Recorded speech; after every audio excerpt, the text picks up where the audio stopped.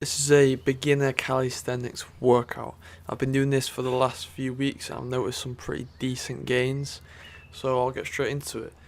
First things first, you need to make sure you're warming up your rotator cuffs. So as you can see here, you can literally just grab a stick and move it up and around your shoulders.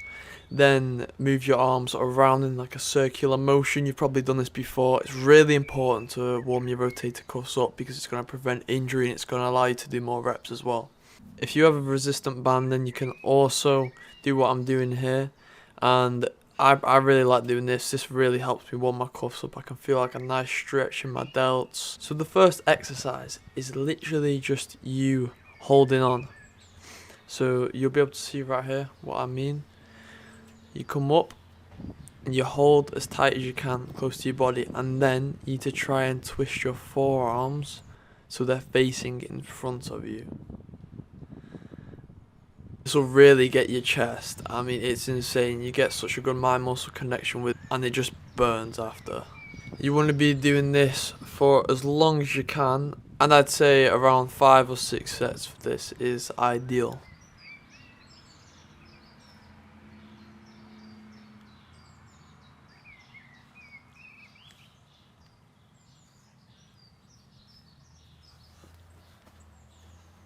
The next exercise is rows.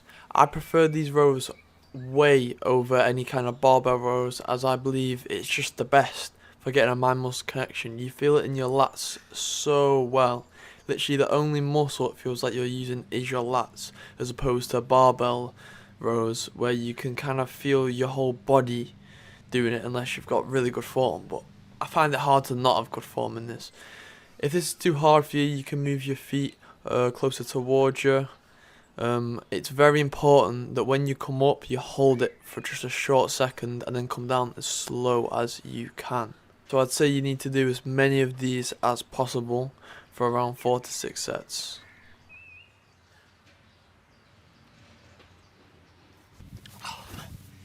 I did a full workout this morning, so I'm kind of struggling with this, to be honest, but get it done.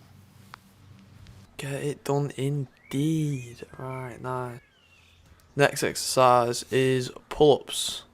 I'm doing them with the hammer grip because I just prefer it. I can get more out of it, but I feel like I get more of a mind muscle connection with my lats.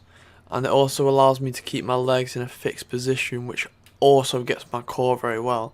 If you just have your legs dangling all over the place, then it's pretty uncontrolled, but if you manage to tense up your core, tense your legs into a fixed position, then you're going to feel it in your abs the next day. So with these as well, you should be doing as many as you can, or at least almost till failure, for 4 to 6 sets. The next exercise is chin-ups, and similar to the pull-ups, apart from you have the rings facing you and your palms, these will get your biceps a lot more, and like with the last one, keep your feet in a fixed position and it will really get your abs. I've been doing chin-ups for a while now, as well as pull-ups, and they're probably my favourite exercise, to be honest, as well as deadlifts. My form wasn't too great on these as I was already fatigued from my workout in the morning.